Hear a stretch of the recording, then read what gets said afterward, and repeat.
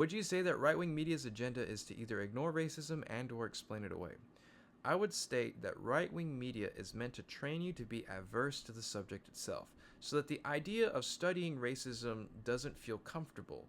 Oftentimes, they do this by making you see multiple clips over and over of people acting unreasonably. Things such as pulling their race card, or accusing other people of racism unfairly, or Karen videos, or crash out videos. You watch these over and over again, and these people exist, these events do happen, but they don't tell the whole story. And eventually, you develop a mindset where you don't want to talk about race, where the concept of discussing racism or learning more about the subject makes you frustrated, but also they teach you to ridicule this when they actually do discuss it.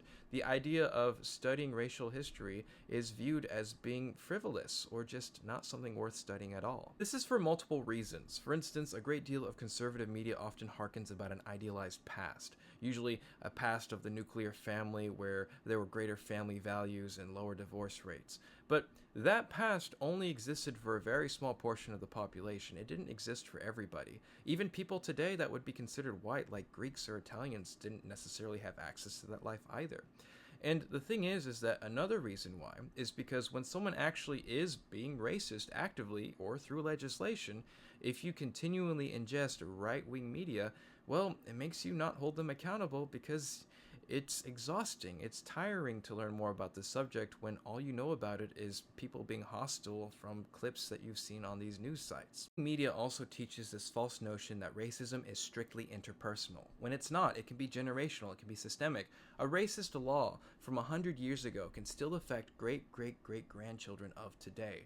And that happens in America, and you have to acknowledge it when learning more about American history.